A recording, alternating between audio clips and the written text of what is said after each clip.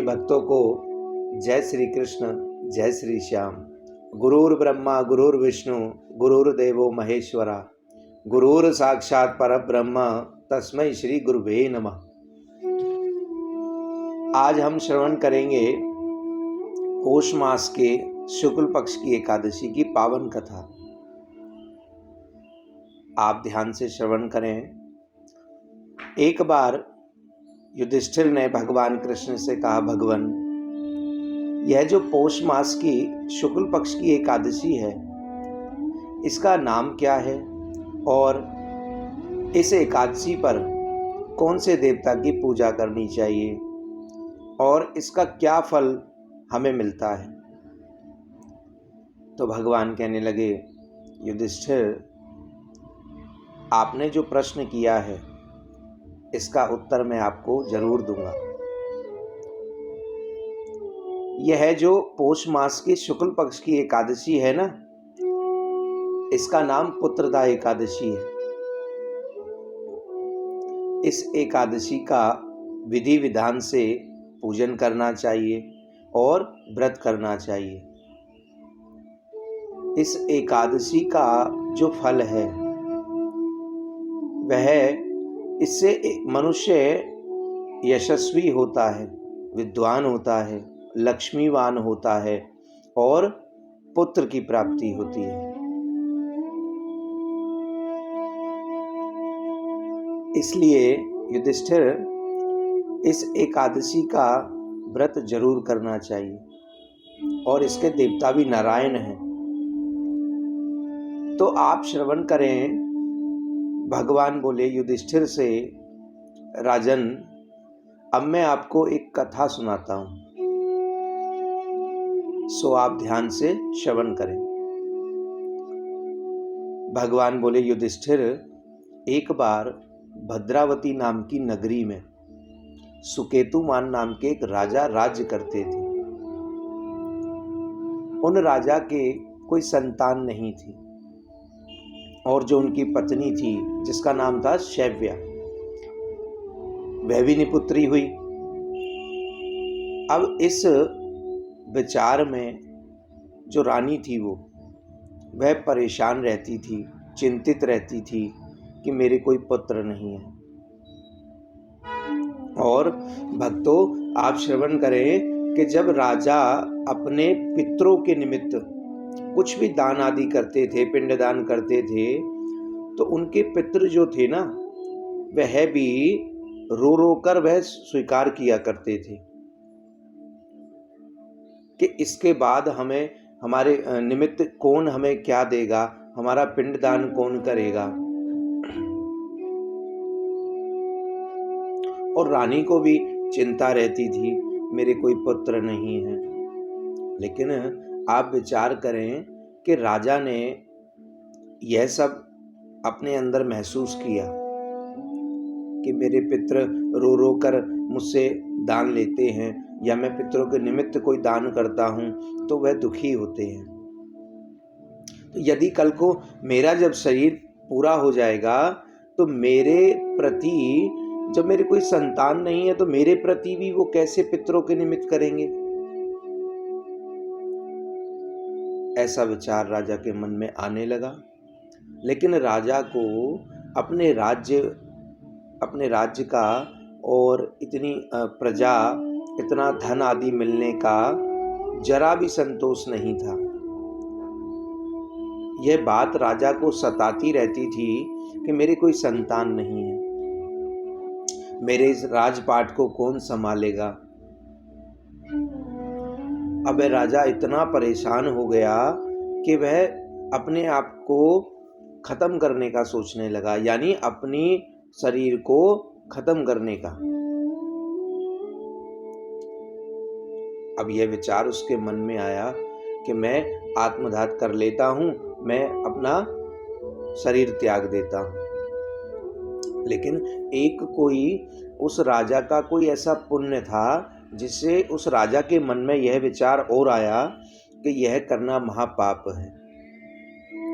आत्महत्या करना कोई किसी समस्या का निवारण नहीं है। आजकल लोग भी बहुत जल्दी इस निर्णय को ले लेते हैं, यह गलत है।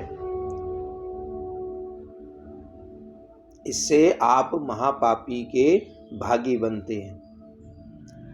आप जीते जी किसी भी समस्या से लड़ सकते हैं, लेकिन अपने आप को खत्म कर देने से आप किसी समस्या से नहीं लड़ सकते।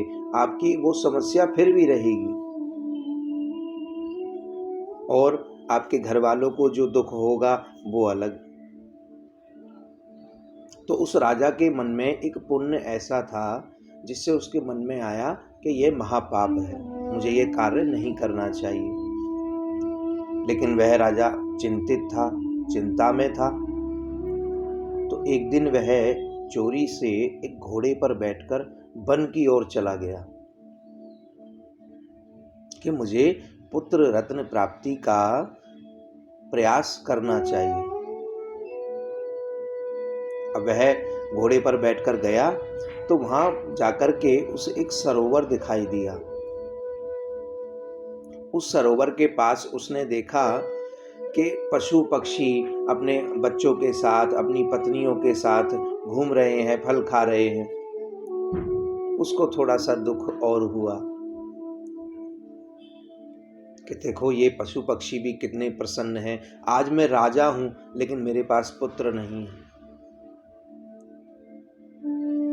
तो वहां से उसने दूसरी ओर देखा, उस राजा का दायां अंग फड़कने लगा। आप विचार करें कि दायां अंग पुरुष का और बायां अंग स्त्री का शुभ होता है। तो राजा को यह मैसेज तो मिल गया, यह संदेश तो मिल गया कि मेरे साथ कुछ अच्छा होने वाला है। तो वहां उसने देखा सरोवर के पास कुटिया बनी हुई थी, आश्रम बने हुए थे जहां पे ऋषि मुनि रहते थे। तो वह उस कुटिया के पास गया। उसने जाकर के देखा एक ऋषि आश्रम में बैठे हैं और उनके चरणों में जाकर दंडवत प्रणाम किया और जाकर नमस्कार करके कहने लगा कि हे ऋषि, मुझ पर कृपा करें। तो वह ऋषि कहने लगे, राजन, आप यहाँ कैसे आज? हमें आपको देखकर अत्यंत प्रसन्नता हुई, हमें बहुत खुशी हुई कि आप यहाँ पर आए। तो वह कहने लगा कि हे ऋषि, मेरा मन बड़ा दुखी है, मुझे कोई संतान नहीं है। तो वह ऋषि कहने लगे, राजन, आज पुत्रदा एकादशी है। इस एकादशी के व्रत से पुत्र की प्राप्ति होती है। तो वह राजा कहने लगा, हे ऋषिवर, आप मुझे ऐसा वरदान दीजिए कि मुझे भी पुत्र रत्न की प्राप्ति हो। तो यहाँ इस बात से आपको और हमें क्या शिक्षा मिलती है? हमें यह शिक्षा मिलती है कि ब्राह्मण जन, साधु जन, संत जन हमारे सदैव पूजनीय हैं। हमें अच्छा रास्ता दिखाने वाले हैं, हमारा उद्धार करने वाले हैं। इनका हमेशा सम्मान करें कि ऋषि ने उनको वरदान दिया और उनको रास्ता दिखाया कि आज पुत्रदा एकादशी है, आप इसका व्रत करें। तो राजा ने वहीं रहकर पुत्रदा एकादशी का व्रत किया और द्वादशी में पारायण करके अपने महल को चला गया। उसके बाद जो रानी थी वह गर्भवती हुई और 9 महीने बाद उनको बड़ा सुंदर पुत्र प्राप्त हुआ। वह पुत्र धीरे धीरे बड़ा हुआ, वह पुत्र यशस्वी हुआ, लक्ष्मीवान हुआ, प्रजापालक हुआ। तो ऐसे इस पुत्रदा एकादशी की पावन कथा है। तो इसलिए आप पुत्रदा एकादशी का व्रत अवश्य करें। इसके व्रत को करने से मनुष्य लक्ष्मीवान होता है, विद्वान होता है, यशस्वी होता है और पुत्र की प्राप्ति होती है। तो इस व्रत को आप जरूर करें। हमारे और भी कथा प्रसंग सुनने के लिए हमारे चैनल को लाइक करें, शेयर करें, सब्सक्राइब करें और अंत में सभी एक बार मेरे साथ कहेंगे, श्री राधे।